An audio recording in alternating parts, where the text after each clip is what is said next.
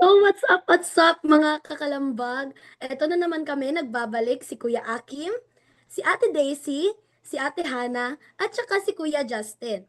Naway, palagi niyong suportaan ang aming programa, ang Kalambag, every Saturday, 1 to 2 p.m. ng hapon. So, ako naman no, ay nagbabalik ulit dito sa ating live stream at very happy na ako'y muling nakapagdalo na naman dito sa masigabo at pinakamasaya na comfort place ko talaga every Saturday. So, ayun ano, Kuya Akim, kumusta po? Ayan, maraming salamat Alexa, ano. Thank you so much Alexa. Tawag na to, I'm okay naman. Then of course, last week is my deployment no as intern as a pre-service teacher or intern, oo. I actually assigned in Manongol National High School teaching AP7. Ayan sa mga estudyante ko diyan sa Manongol National High School. Ayan, hello po sa inyo and of course no to my cooperating teacher, Mr. Brace Dave Emmanuel P. Panolino. Thank you so much, Sir Dave. And of course, no, shout out na rin sa lahat ng taga Manongol National High School with their newly appointed, ano tawag ito, Assistant Principal, Mr. Ricky B. Pante. Hello po sa iyo, Sir Ricky. And of course, to the Principal, Sir Art Jimenez. Ayan, ayan lamang po. And of course, Daisy, kamusta ka ngayon? Hello po. Congratulations po Kuya Akim sa inyong deployment. Good afternoon everyone. So far po, okay naman po at naging smooth po ang takbo ng aking week. Ikaw naman, Ate Hana, kamusta ka po? So ayun, so far so good, masaya pa rin, ganoon pa rin sa dati. And Kuya Akim, congratulations, so happy for you. At saka, ngayon sa ngayon, masaya, masaya pa rin talaga. Pero syempre at the same time, medyo siguro a little bit stress pagdating sa examination for this week. Pero masaya pa rin talaga and blessed na nakakasama ko kayo. At nakakatuwa ang dami natin ngayon na. And ayun, masaya naman, mainit lang ang panahon, pero patuloy pa rin syempre sa buhay. And kumusta naman kayo dyan, Kuya Justy? So, hello everyone, especially Akim, Daisy, and Alexa. So, first and foremost, I am so excited because this is my first time having this kind of opportunity. And of course, I am very thankful and I will continue to grow and, of course, to be knowledgeable enough to help others as well as myself. Ayan, thank you so much, Justin. Ano, I think this is your first time here in Calambag. So, how does the feeling of course and what will you expect is ano in this session, of course? First and foremost, my feeling po is I'm a bit excited as well as very thankful. And one thing that gusto kong ma-achieve is the confidence I am myself is kailangan ko pang mag-grow and as well as there are lot of people, especially you and others, na pwede po akong tulungan and para makatulong din po ako sa iba. Yun po ang goal ko as well as the kalambag. Ayan. Ayun, Justin, maraming curious, ano, saan school ka galing? Since they already mentioned you're from Kidapawan and pwede mo namin malaman kung saan ka school galing and ano yung kasalukuyang hawak mong responsibilidad sa school nyo ngayon. So, I am galing po ako sa Perez National High School, Barangay Perez, Kidapawan City. Ah.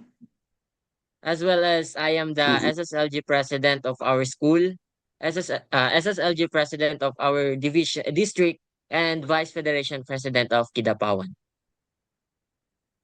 Oh, Vice President of Kidapawan. You know what? I'm the former Vice President also of Kidapawan City Division, no? Actually, before, that was called SSG pa yan dati. So, I'm so happy, no, na isa ka sa mga ano ko pala to nito, successor, oo. Ayan, thank you so much, Justin. And of course, na Perez, way back 2021, when I was in Perez during the ano, the judging for most functional classroom, then I was the judge that time. So, I'm very happy to visit your school before and of course sooner baka mabigyan tayo ng opportunity and of course this is Justin no from Perez National High School, Kidapawan City. Konting kembot na yan sa Manong. Isang liko mo lang, diretso, Perez ka. Oo. And of course Perez naman, ako. Lo, balikan natin. Balikan natin nga pala yung napag-usapan natin last week, yung tungkol sa, ano na nga ba yun? Oh my God. Ano na nga ba yung tungkol? Ay, budget pa rin part 2. Oo, yung part 2 na national budget. And of course, pagkunitan na rin sa International Education Day na rin, na kung saan tinalakay natin yung budget, no, ng mga education institutions. And of course, particularly sa DepEd. And kung gusto nyo pang malaman yung mga napag-usapan doon, ay balikan nyo lamang po ang episode na yon, no? Kibalik ka lamang pang episode na yon sa Kalambag official Facebook page po ng Inat Philippines. At sa kasalukuyan naman, dahil nga napapanood ang Kalambag sa social media platforms all over the world. Oo. Dahil nga dito, ipagdiriwang din natin etong Safer Internet Day na naglalayon na mapangalagaan at maprotektahan ang mga bata, lalo-lalo na sa modernong panahon sa kasalukuyan. Kasi nga ilan sa atin talagang gumagamit ng internet, gumagamit ng social media, and of course, in teaching also, we will be using internet as our source of information as well as other equipments to make the delivery of the topic easier and faster.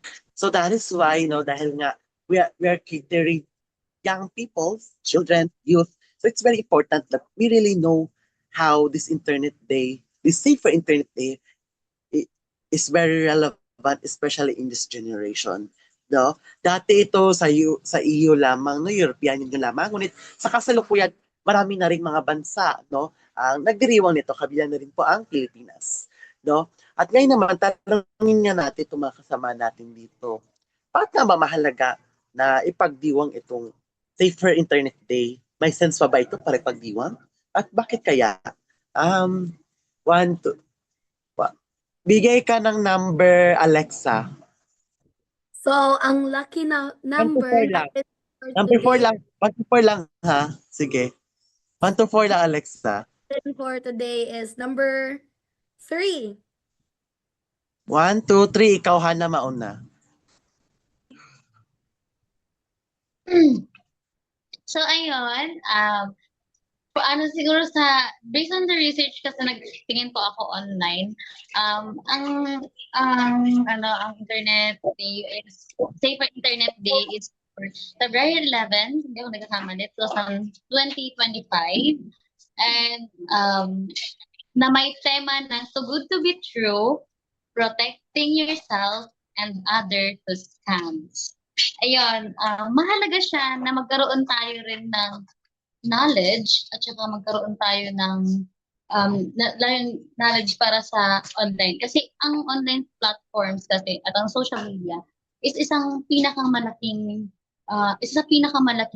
ginagalawan ng mga kabataan these days sa panahon ngayon. Kasi noon wala namang pong social media. So, maganda na mapag-aralan din natin yung kahalagahan at yung mga panganib na pwedeng idulot at yung mga good effect din sa atin ng social media and the internet platforms na nagagamit natin for this day.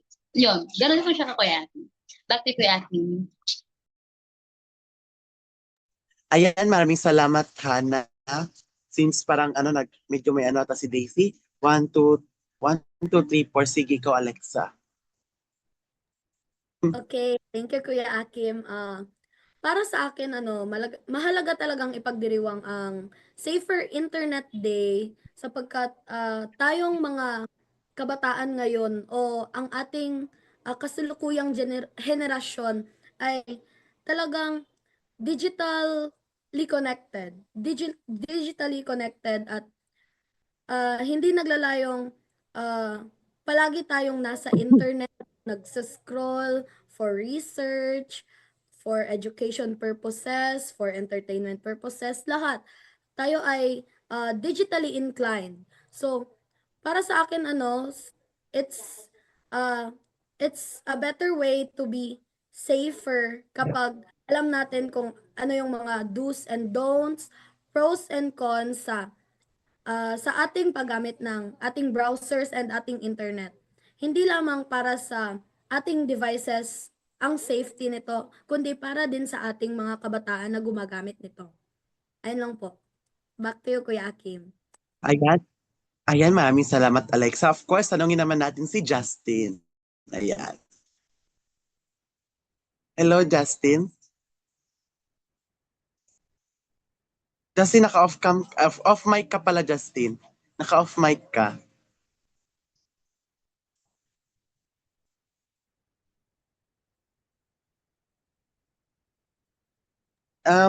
I-click mo yung Hello parang po? nasa mute. Yeah, very Okay na. good. Okay na po. Okay na, So, sige. para sa akin, stable na. Okay lang po, naririnig po ba ako? Naririnig kita, oo.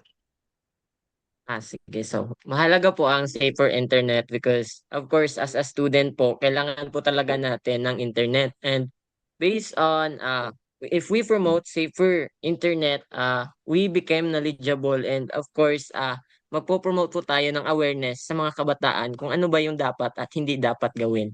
At nasa ganun po is, we get the knowledge and, of course, we know how to disseminate them po. Yan lang po yung insight ko. Ayun, maraming salamat. Parang nag-out ata si Daisy. Ano talagang... Ayan, Daisy. Ayos ka na ba, Daisy? Ayan, Daisy. Sa tingin mo ba, ano nga ba, bakit nga ba mahalaga itong Safer Internet Day? Ayan, sarap ng hangin Okay. dito. Share ko lang. So, good afternoon po. Ang Safer Internet Day po ay isang pandaigdigang kampanya na isinisagawa po natin taon-taon upang itaas po ang ating mga kamalayan tungkol po sa mga issue sa online safety at upang itaguyod po ang isang mas ligtas at mas mahusay na internet po sa ating lahat. Lalo na po sa mga bata at sa tulad nating mga kabataan. At mahalaga din po itong ipagdiwang upang pahalagahan ang lahat, bata man o matanda, tungkol sa mga panganib na maaaring idulot ng internet at upang hikayatin ang lahat na maging responsable sa kanilang mga online activities. Yun po. Ayun, maraming salamat. Nabanggit kanina ni Justin, no, yung tungkol sa para malaman natin kung ano yung bawal at kung hindi bawal. Alam natin yung tama at mali. Kaya ano nga ba sa tiningin natin yung ganda at panganib na dulot ng internet sa mga kabataan? Sa kasalukuyan, sorry, medyo nabulol ako. No? Ano sa tingin natin yung maganda at panganib na dulot ng internet sa mga kabataan ngayon? Unahin kita, Hana. Ay, di si Hana, sorry. Si Hana pala, si Alexa ulit. Ayan, si Hana kayo na una. Okay, so parang it's very evident naman na ang kagandahan talaga ng ating internet is very accessible and marami tayong nakukuhang knowledge para din sa for ourselves. And then ang mga panganib naman ay yung parating nangyayari sa mga kabataan ngayon, yung padinig dito, padinig doon, yung ganon, yung mga away na dinadaan sa mga parinig, yung pero nako-consider din naman siyang bullying ano.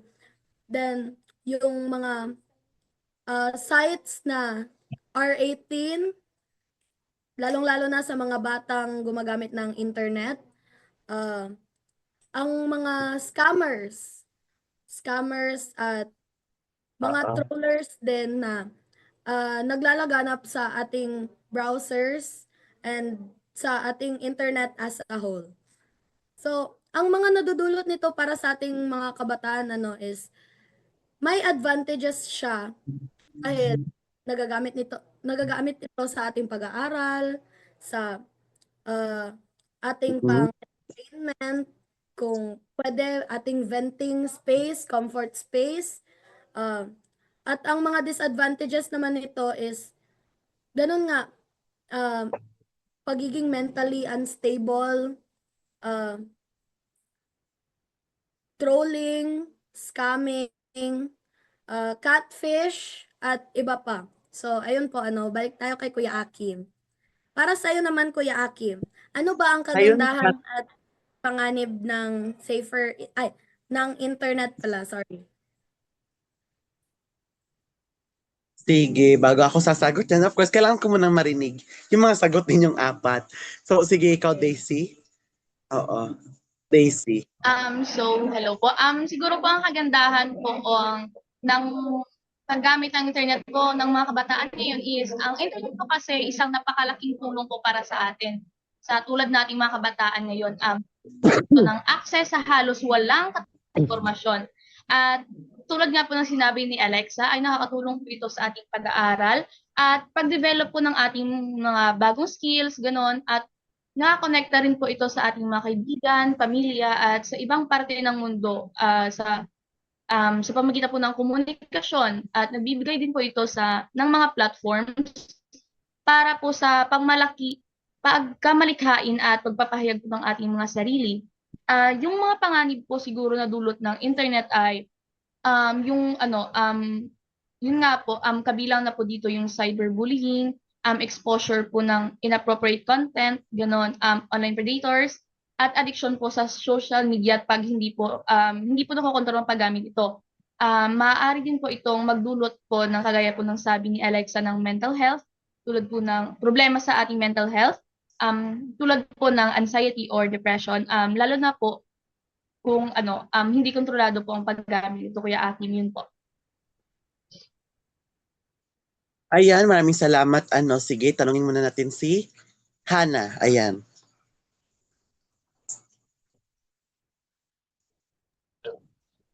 Kuya, kung pwedeng pa-repeat ako ng question mo?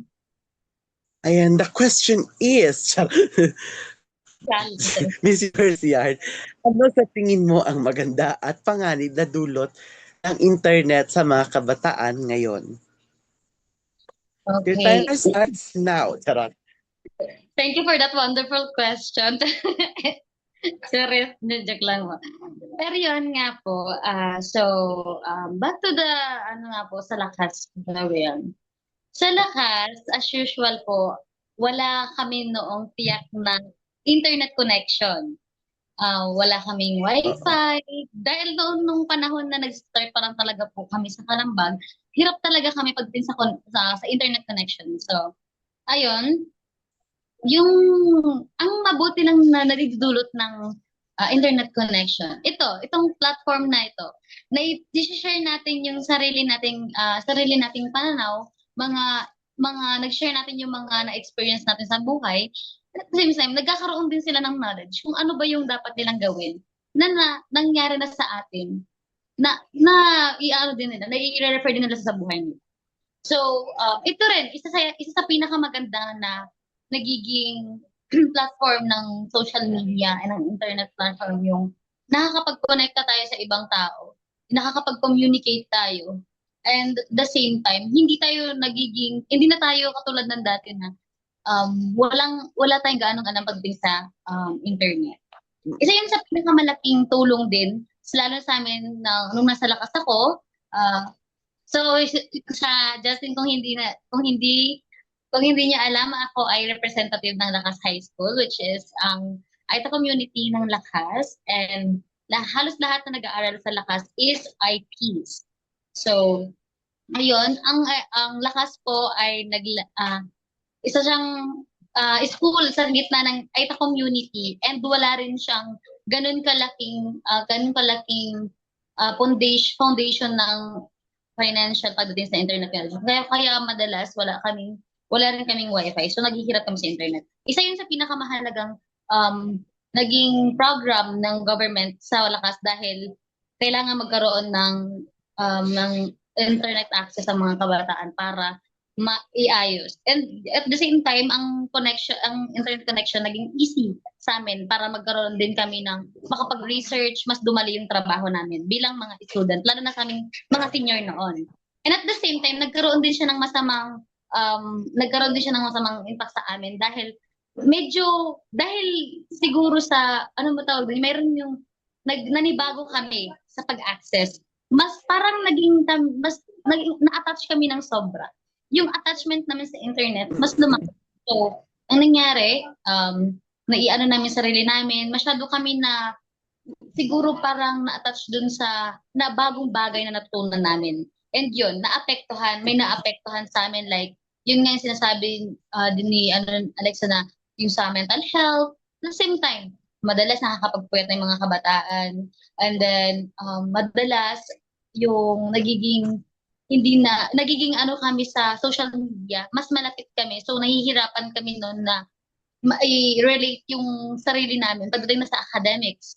Then, isa pa rin sa pinakamalaki na ano is yung masyado kaming nalululong or nakalubog kami pagdating sa social media and sa internet. Pero, yun yung isa sa pinaka siguro malaking ano yung disadvantage talaga sa amin. Yun, yun ko reacting. Ayun, maraming salamat, Hana. Sige, dumako na tayo kay Justin. O dati siya patumpik-tumpikin pa.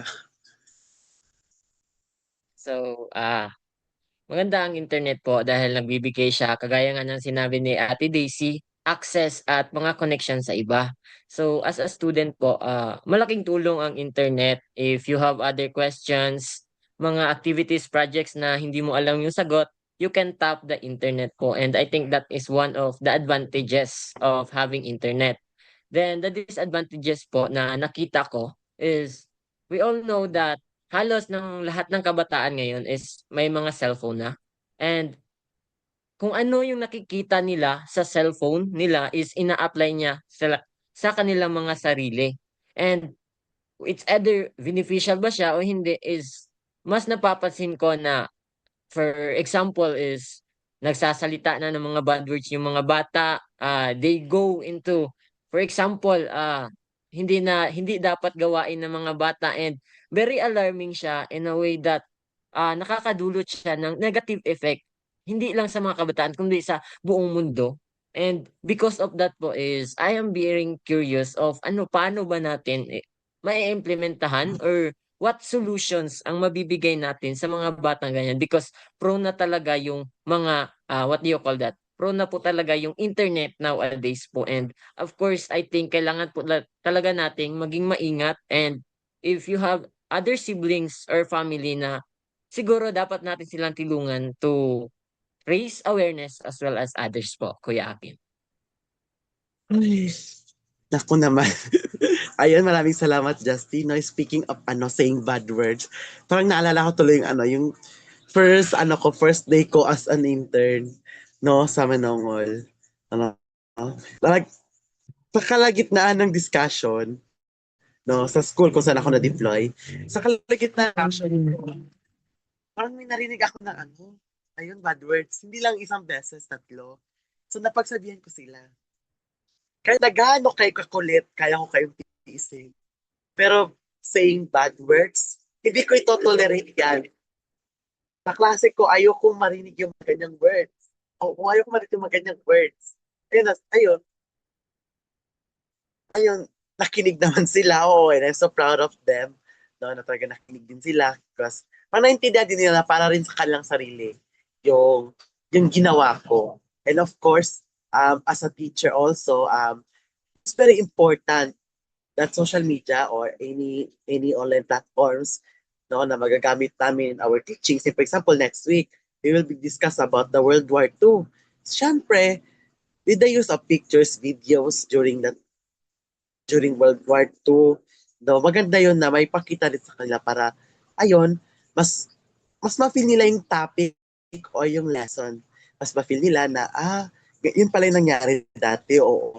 Maganda yan as a tool as our tool to teach, no, para makapagturo kayo ng maayos. But imbitado lang din yung makuha namin na relevant, and of course, yung tawag dito yung legit na resources. Ika nga, na pag sinabi natin legit, talagang makatotohanan o yung talagang paniniwalaan mo. Tapos, ayun lang, may mga fake news pa rin talaga sa social media. Kasi binanggit nila kanina, yun din yung akin, pero ulitin ko na lang yung para rin sa akin. And of course, sana maging maging vigilant o maging mapagmatsyag sa kung ano yung pinapost natin, kung ano yung nakikita natin in social media, of course. Baka meron tayong dito, baka dahil dito magkaroon ng neo-colonialism, na pang bad side na neo-colonialism. No, hindi natin kailangan na hindi dapat mangyari. And of course, no, parang Lumipad at ako from Japan. Ang layo ko na. Ang layo ko na. Ba't lumipad ako ng Japan? Ayan, teka. Hanapin muna natin. Ito, sa inyong pananaw, ano ang papel ng social media sa pagiging ligtas online? Ano nga ba yung papel ng social media para maging ligtas online? Maunahin natin si... Sino ba? Si Daisy siguro. Sige, si Daisy Shete. Joke lang. Daisy!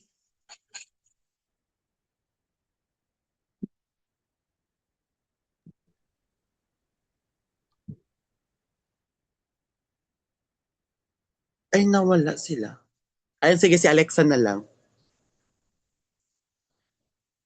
Okay, so para sa akin ang papel ng social media is dito natin matutuklasan halos lahat ng pros and cons dahil dito tayo mostly active sa social media on any platforms of social media actually. Lalong-lalo na sa Facebook, Instagram, TikTok, Twitter, Pinterest, lahat-lahat ng mga social media platforms.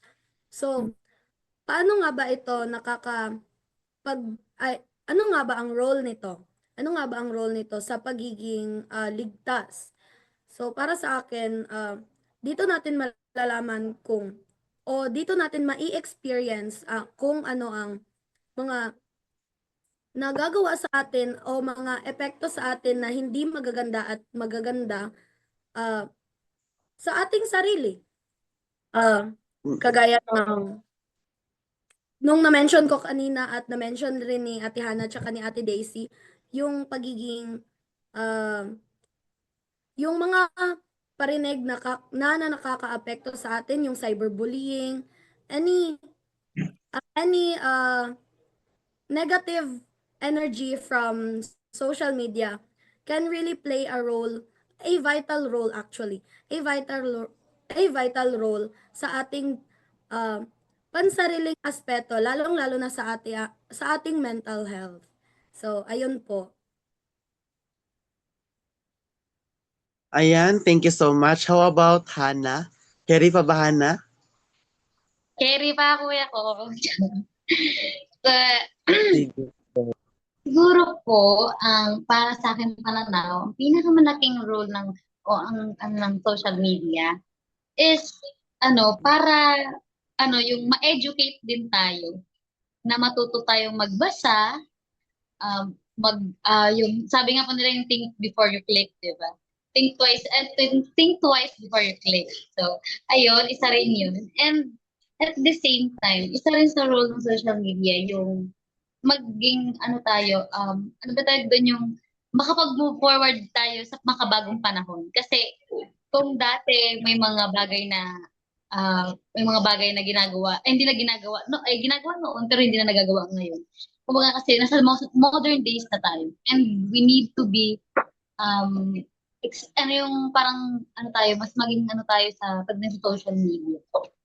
At isa rin talaga yun para sa role niya para matuto din tayo pagdating sa social media na hindi lang na lang tayo yung nakaano lang tayo sa by discussion of others gano'n.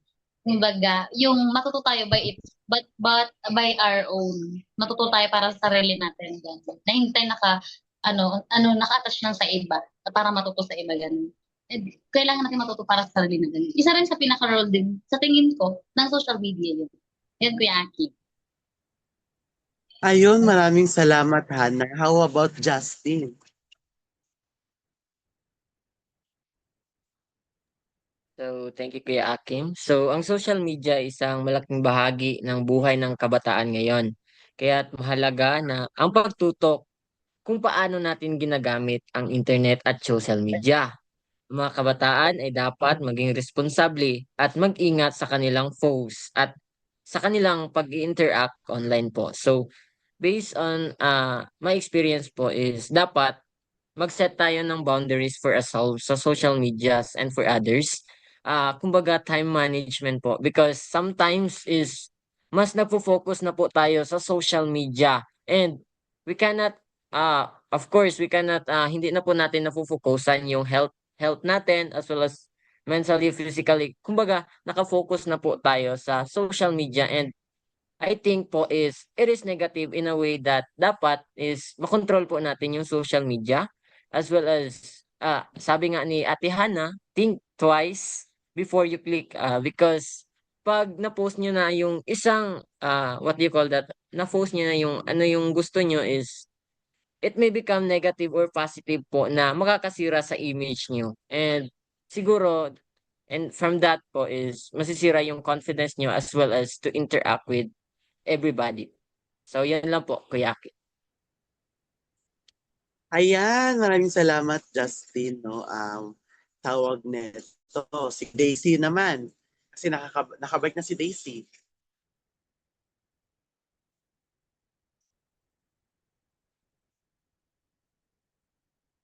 Daisy?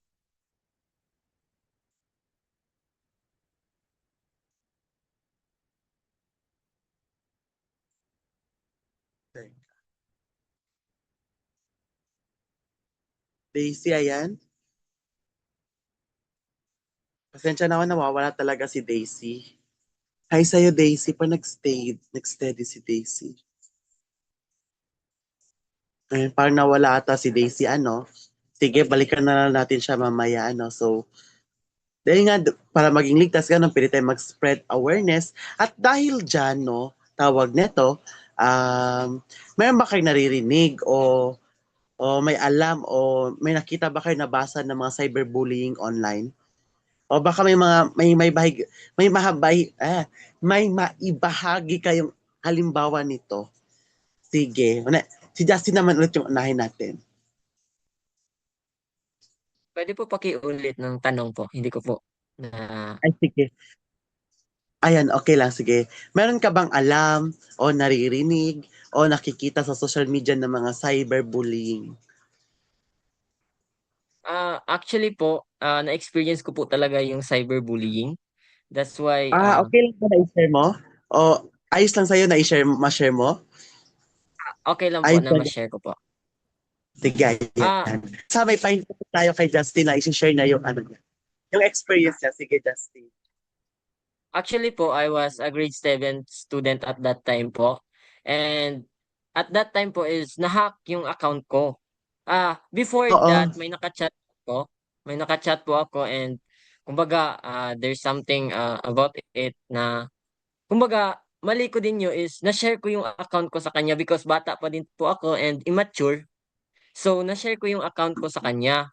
And from that day on, as past day is unsa na lang ay what do you call that one? Nagtaka na lang ako is because pinagagalitan ako ng teachers ko, yung mga magulang ko. It's because nag-post na pala ako doon ng mga kumbaga hindi dapat na i-post ng isang grade 7 students.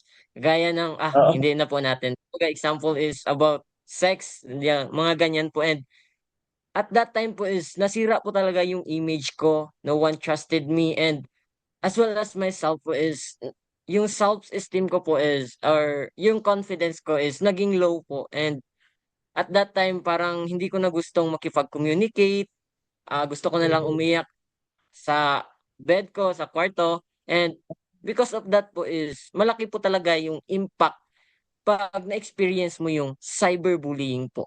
Yan lang po, Kuya Akin. Siguro grade 7 ka that time, grade 12 ako. Ay, grade 11 ako noon.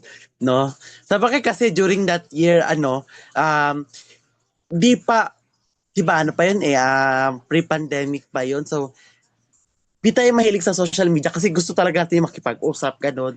So, yung natin is, we use social media para lang makisabay, oo.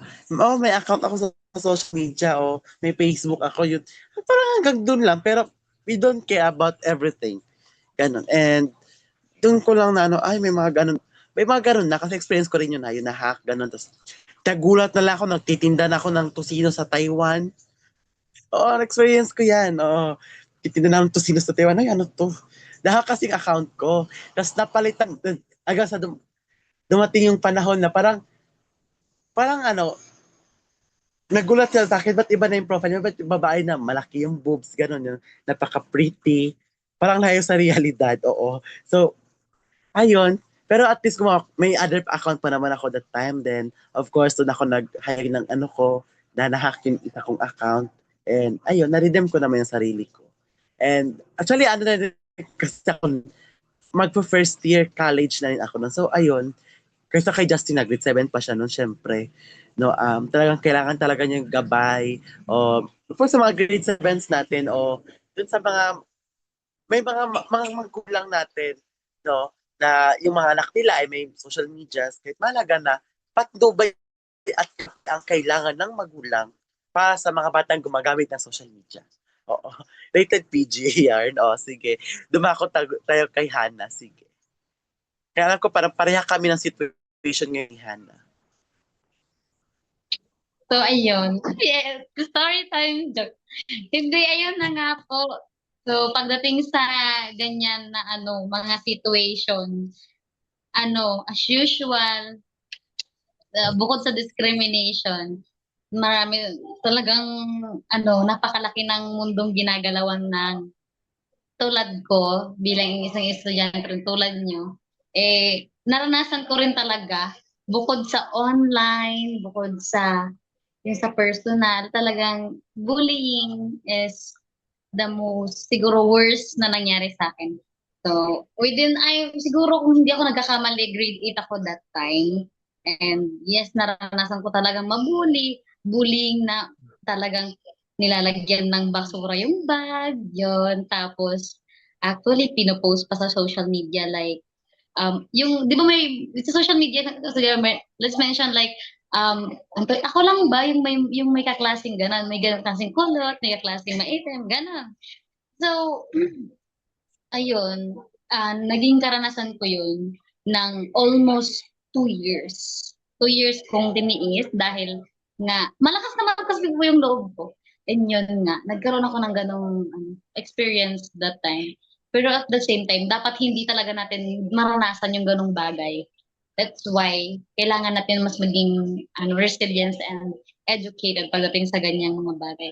Pero, yun nga, dahil educated na tayo, nung time siguro na nung time na tapos na ako within grade 9 na ako, before grade 10, then I open up kung paano kung paano yung Anti-Bullying Act natin na 10627 na year 2023, kung paano nila inallowed yun.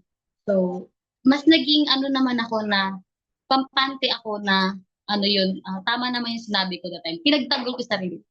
Pero dapat hindi talaga natin nararanasan din. Yun yung pinaka number 1 ko siguro na experience pagdating sa bullying. And bukod pa kasi yung sa personal, yung oral bullying at saka yung online bullying, marami talaga.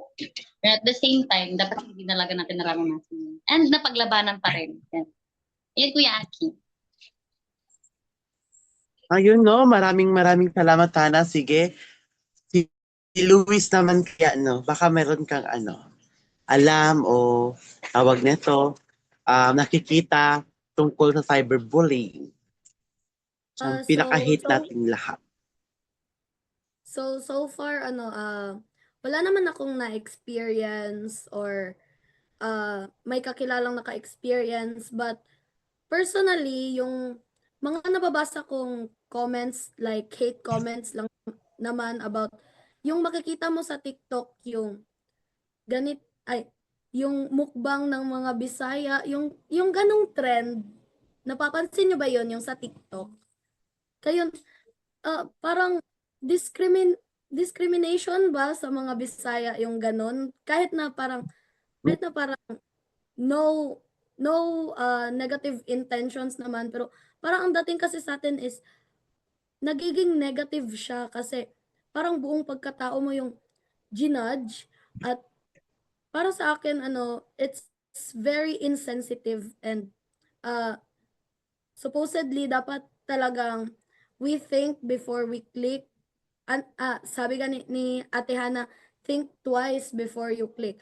So, you should assess yourself and what you would say before you send it right away. So, ganun po, Kuya Akim. Ayun, maraming salamat. Dumako na tayo agad kay Daisy. Baka, ayun, kasi naging halo yung signal ni Daisy. Ano, sige. Ano nga pa sa, meron ka bang may Daisy na karanasan o experience o nakikita o ano tawag nito? O nalalaman tungkol sa cyberbullying? Siguro po may nalalaman lang po, Kuya Akim. Cyberbullying po kasi yung paggamit po natin ng internet at iba pang digital na teknolohiya para po saktan at takutin ang isang tao.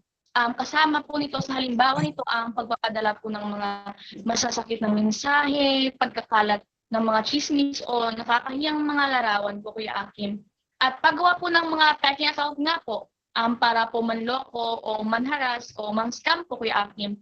At nakita ko po, Kuya Akim, na marami pong kabataan na ang dumaranas nito or ang nakaranas na nito. At nakakalungkot po isipin na minsan po ang naging epekto po nito yung sa kanilang mental health po at emotional po na kalusugan. Yun po, Kuya Akim. Ayun, maraming salamat, Daisy. Daisy 7, parang yung sa sex bomb, ano. May Daisy 7 sila na sa movie before. And of course, no, ako ilang beses ako encounter niyan. Of course, no. Encounter ko yan, ang latest ata is during my second year. Then I was newly appointed autonomous student government officer. Of course, hindi naman ginat yung pagiging ko, yung pagiging leader ko, kundi personal. Oo, ayun. Pero, hindi ko naman pinakinggan. Bahala kayo dyan. Kasi sanay na ako Sanay na ako. Marami na ako na-encounter dyan. And then, so what? Oo. Kumbaga, hayaan ko kayong, ayun. Hayaan ko lang kayo sa ginagawa niyo sa akin. Bahala kayo dyan. Maninindigan ako, of course, habang kumbaga, ano nga ba yung term? Pilit na binabagsak, lalong namamayagpag. Ganon. Ganon yung parang, aurahan natin for today's video. Patuloy ka nilang binabagsak, pilit ka nilang binabagsak, tuloy ka pa rin sa pag-angat. And of course, here I am now, intern na ako. Joke lang, Of course, yun na, parang gulong ng buhay lang yan, no? Kaya, ay nako. Pero alam ko naman na hindi naman lahat kagaya ko na matapag na kayang harapin to lahat. No, kahit mahalaga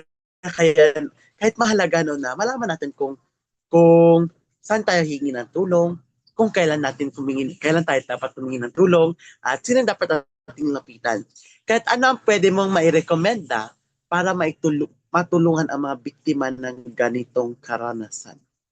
Meron ba kayong mga kilala o ano-ano ang pwede nyo ma-recommend sa mga kabataan para matulungan ang mga biktima ng ganitong karahasan?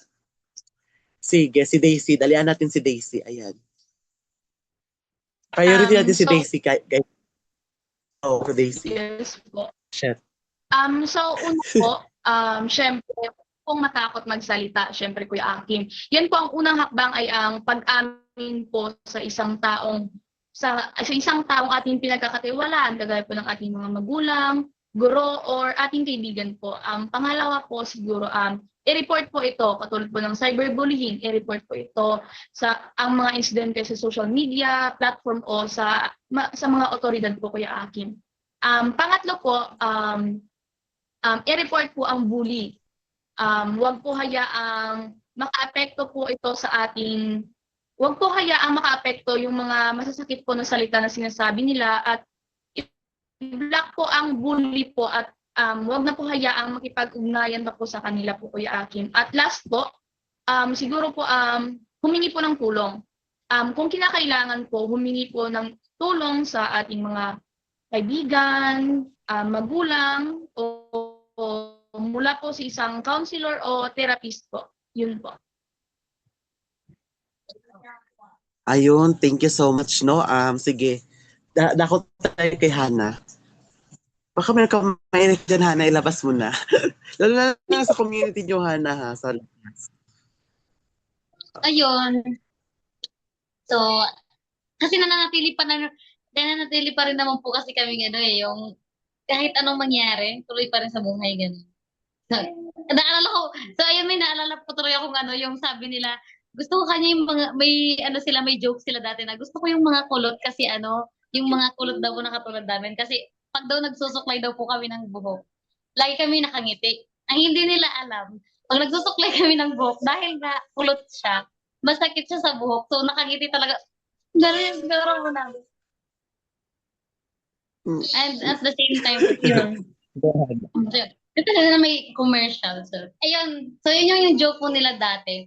And, sa kaparehong kabataan na nakaranas man, or nakakaranas ng, ganong klaseng bullying sa amin. Yung sinabi ni Daisy, ang number one talaga na recommended ko. And at the same time, dapat alam mo yung rights mo bilang isang kabataan. Dapat alam mo lagi yun. Yun lang siguro yung may ano ko na, ikaw bilang kabataan, dapat alam mo kung ano yung karapatan mo. Yun Kuya Akim. Ayan, thank you so much. Hana, of course si Justin naman, no? Justin, baka may recommenda ka sa amin para matulungan itong mga biktima ng ganitong karahasan. At pagkakarinig ko ha, Justin, ikaw ay isang SK din sa lugar nyo. Tama ba? Tama ba? Isa ka ring SK sa inyo? Naka-off ata yung mic mo. Ay, hindi So, po ayun. ako SK. Totally na talagang ganun. Kumbaga, dahil kasi, parang ba, ang hirap pong i-explain, parang medyo complicated to explain, pero yun na nga, dahil ang parents natin is, ang parent ko po, ang yumao kong ama, ay isang leader ng community. So, naatasan kaming magkapatid na after niya pong mawala or manaw, i-handle, i-hold ni kuya yung aming community. And at the same time, pagtutulungan namin yun bilang magkapatid. Dahil yun yung trabaho na iniwan ni father bago siya mawala. So, hindi siya yung registered talaga po. Pero, kumbaga, respetado tayo bilang isa rin sa kabataang leader. Hindi lang sa church, hindi lang sa school, and at the same time, pati na rin sa community. Yun. Ayun, dumako naman tayo kay Justin. Hi sa'yo, Justin. Tama ba SK ka? Actually po, hindi po ako SK, but nakikipag-partnership lang po ako sa SK along with my project po. Yun lang. Oo. Kasi I feel that before when I was the SSLG before, na kailangan, yung partnership with SK talaga, especially sa mga sports activities, ganon. Kumbaga, kailangan natin yung isa't isa para may taguyod ito. So, dahil nga may partnership ka with SK, ayan no, meron ka bang may recommend sa amin na mga pwedeng gawin o para matulungan itong mga biktima ng cyberbullying? Siguro po, one thing that I can recommend po is I tap the Sangguniang Kabataan po because Kidapawan is zero waste. Kumbaga, hindi po pwedeng kumuha ng pera. Kumbaga, written po yun sa rules na bawal po talaga kaming kumuha ng pera sa mga kabataan po. And because of that po, malaki siyang problema in a way that as a student body po, kailangan po namin ng budget para mag-function. And because of that po, naisipan po namin na mag-top sa SK namin. And one thing po is, since I have been experienced po, although it is health related po, I have been the Oo. speaker po and which partnership along with the Sangguniang Kabataan is gumawa po kami ng symposium. So, in our community po, I am one of the speaker po and as well as nag-raise din po ako ng awareness and para mas matuto pa po yung mga kabataan. And because of that, mahalaga po talaga na kailangan mong mag-seek ng help kung hindi mo kung hindi mo kaya is you can always seek help po. So one thing I can share po is yung sa paano ko po na-overcome yung anxiety ko at that time, yung naka-experience po ako ng cyberbullying, is one thing that I do po is nakinig po talaga ako sa parents ko as well as I focus on myself and not others. Kumbaga, they judge me but kumbaga, wala lang. Just focus on yourselves and everything will be okay. So, ganun lang po yung ginawa ko. Just have the positive mind of what, even though it hurt po, but still continue pursuing. Kumbaga, maging positive ka lang sa life and of course, you can overcome those challenges po. Kuya Aki. Oh, thank you so much, Justin. I really love your mindset talaga, no? Of course, dumako naman tayo kay Alexa. Louis, Alexa. Ayan. Alexa, yung parang trending na ano, yung Alexa, chuchu, ayan, Alexa tayo dito sa Kalambag. Alexa, bigyan mo kami ng rekomendasyon para matulungan itong mga itong mga biktima ng cyberbullying. Okay. So, yung Ale kagaya sinabi ni... Okay. Naririnig po ba? yes, Alexa. Okay. So, yung kagaya sa sinabi ni Ate Daisy na huwag matatakot na magsabi sa mga trusted persons na malalapit sa atin. And mostly, be confident. Huwag magpapa-apekto. At talagang keep your chin up. Keep your head up. Talaga. Don't let anyone affect you. Any negative energy coming from them, you should not take it at heart, kundi para maging motivation or inspiration para umangat ng umangat. Ayun po, Kuya Akim. Ayun, maraming salamat, Alexa. Ayan. Narinig mo yung Alexa dun sa internet, yung parang Alexa tapos may tatanong ka tapos na-reply si Alexa. Opo. Oh, ayan. At least may Alexa tayo dito, ha? Huwag kayo mag-alala. Ayan, no? So, bilang mga kabataan, ano ang mga responsibilidad? Ayan, si Alexa, parang finil na talaga ni Alexa. Ayan. Kahit bilang mga kabataan, ano ang mga responsibilidad natin sa paggamit ng internet ng ligtas at may malasakit sa kapwa? Ulitin ko. Ayan. Bilang mga kabataan, ano ang mga responsibilidad natin sa paggamit ng internet ng ligtas at may malasakit sa kapwa?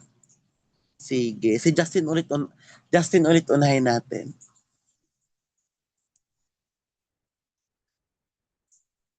Ano ka, Justin? Mike. Siguro Ayan. po, Very okay good. na po. Siguro para sa akin po is to set some boundaries po, as well as isipin mo yung iba kung if you have something na makakasira, then makakasira sa iba, then don't post it or don't anything na makakasira sa iba or maaapakan mo yung tao.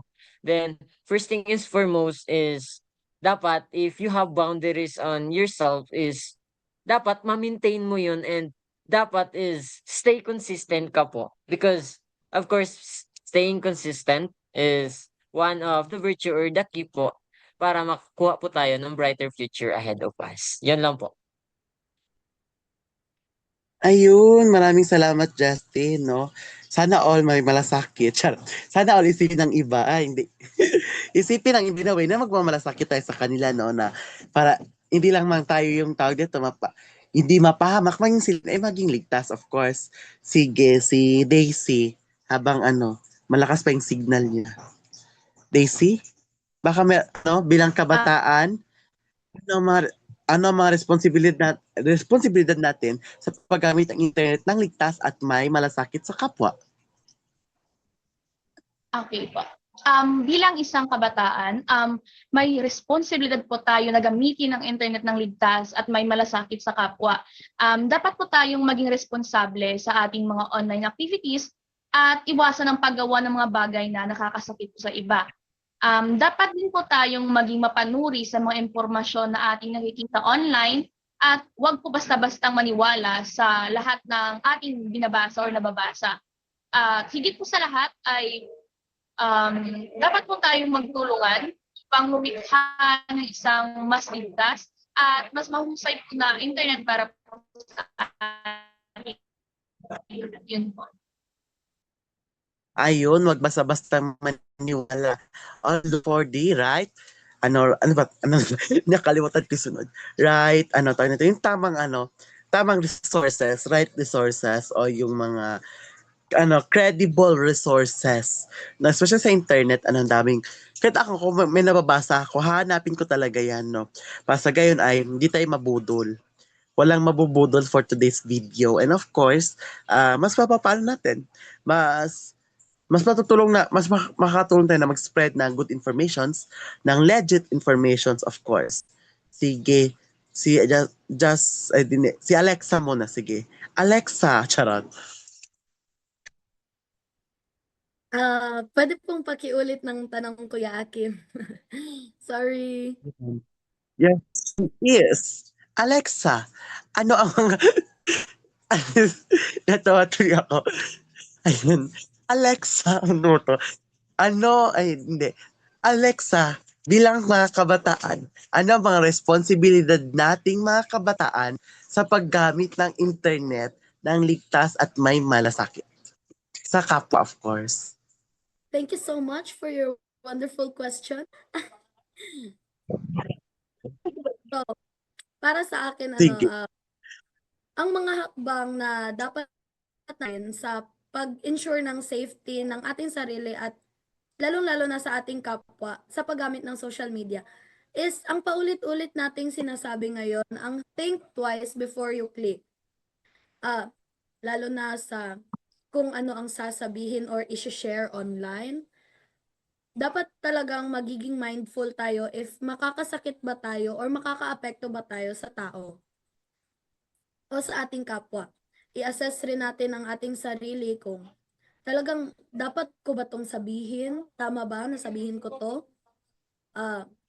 Ganun po, self-assessment before clicking, and then checking yourself if tama ba talaga magsabi ka ng ganun or tama ba talaga na gawin mo yun? Ayun po, Kuya Aki. Ayan, maraming salamat. Alexa, of course, no? Sige, si Justin kasi parang ano na siya eh. Parang medyo mainit ata sa kanya kasi gumamit na siya ng fan. Joke lang, Justin. Sige, Justin. Go ahead. Naka-mic, ayan. Sorry po, hindi ko po. Ano po Ayan. nga yung question po? Sorry ulit. Yung question po is what? Sige, kasi natawanan kami ni Alexa kanina. Bilang kabataan, ano ang mga responsibilidad natin sa paggamit ng internet ng ligtas at malasakit sa kapwa? Kasi kaya nasabi mo kanina, nasabi mo nito kanina, sige. Ah, sa sinabi ko po kanina is paano po tayo maging ligtas as well as the others po is ano po is mag-isip tayo ng mabuti kung magpo-post tayo sa social media at dapat hindi po tayo makasira or makaapak ng iba. As well as po na dapat if we want to use social media, we must be knowledgeable enough to use them. Alam po natin yung Oo. mga pros and cons, ano ba yung dapat gawin, as well as po na para maging knowledgeable enough po tayo sa paggamit ng social media and para mas ma-maintain po natin yung kumbaga let's focus on the bright or positive na magiging dulot ng social media.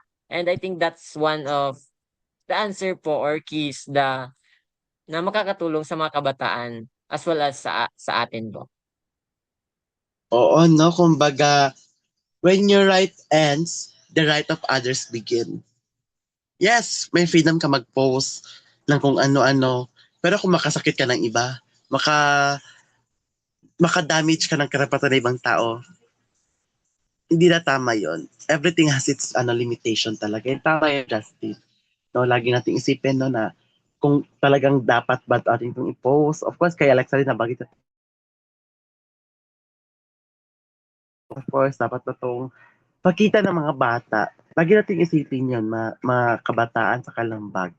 And of course, ang pinakamagandang si Hana, of course, hindi natin niya malilimutan. Sige, Hana, take it away. Aray, grabe naman sasabihin na. Pero ayun, tama, agree talaga ako sa mga sinabi niyo. Natumpak niyo na talaga lahat. So, ano na lang Oo. siguro, Karagdagan. siguro yung ano na lang, example na lang yung simpleng kapag halimbawa may online sa atin ng mga classmates, friends, kapatid, mga ganyan. Yung pagiging honest natin sa kanila or logouting their account, yung hindi natin pinapakailan nyo. Yun yung isa na rin, siguro yun din, magiging example ng magandang natin, maging ehemplo na at least at the same time, magiging honest natin sa kanila. Isa rin yun sa nagiging ano natin para magamit ng maayos yung social media. At the same time, nakakalayo tayo sa mga cyber crimes na nababalot sa social media and sa internet natin, sa online platforms. Yun lang, Kuya Aki. Back to you, Jan. Ayun, maraming salamat, Ana. Kaya nga't lagi natin tatandaan, think before you click, of course, no? Dahil di natin namamalayan no, sa ating pag-post minsan at paggamit ng social media o anumang internet platform ay hindi na tama. Kaya't paalala rin sa mga magulang no, na naway gabayan ang ating mga kabataan, lalo-lalo na yung mga bata sa paggamit ng social media. And of course, atin naman mga mas nakakatandang mga bata, ganon, no? Na maging ano tayo, instrumento tayo upang makatulong sa karamihan na tawag nito na maging ligtas sa paggamit ng internet online. And of course, no, sa paaralan din, nariyan ang inyong principal, nariyan ang inyong mga guro, of course, nariyan din ako, kabilang sa mga guro, manifesting na rin yan. And lastly, yung ating mga peer counselors, yung mga guidance counselors natin dyan, no, na willing din silang tulungan tayo upang mahibsan o malabanan anumang uri ng cyberbullying and of course, no, para mahibsan na rin ang mental health issues dulot ng online bullying o cyberbullying. Ayan. At isa napakagandang hamon sa ating lahat, no? Na itawid din natin, no? Kahit na ilan sa atin ay nakakaranas ng tawag nito, challenging moment pagdating sa social media. Kasi nga internet, ito labanan ng internet connection. Pero dahil yan, ay taguyod pa rin natin, of course. No? Nakalimutan ko sino nga ba magsisynthesis ngayon. Nakalimutan ko yan. Of course, si Alexa, sige. So, Sige, ikaw, Alexa. Ayan. Mari mo nang ilahad ang napag-usapan sa oras na ito. Go ahead. Alexa. Oo. okay, so talagang pabalik-balik nating sinasabi yung think before you click.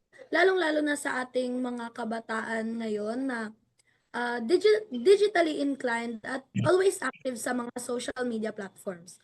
Dapat na i-assess natin kung tama ba ito, dapat ko ba itong sabihin or i-post, kung nakakaapekto ba ako sa aking kapwa, at lahat-lahat ng mga factors na kailangang i-consider before you click or before you post something. So to sum it all up, Safer Internet Day is ay naglalayong protektahan ang lahat ng gumagamit ng internet para din sa kanila, para din sa kabuuan ng kanilang mga endeavors. And also sa ating, lalong-lalo na sa ating mga kabataan that are mostly active dito. So, yeah, we need to think, assess before you click. Ayun. So, Kuya Akim, back to you. Ayun, maraming salamat, Alexa. Ayan. Thank you so much, Alexa. No, sige. Para sa announcement, hindi ako nakakalimutan Justin yung mag-announce ngayon. Para sa iba pa nating announcement. Ayan, take it away, Justin. So for further announcement, Kalambag every Saturday, 1 to 2 p.m. You can visit our YouTube and FB page, Inclinasyon, Envisioning an Exclusive Society or Inclusion. Now na, every Wednesday, 3 to 4 p.m. And Senior City, Adult Learning Education with a focus of framework of lifelong learning every Saturday, 7 to 8 p.m. Okay na po. Okay. Maraming salamat, Justin. No, mamaya, abangan niyo po ang intonasyon.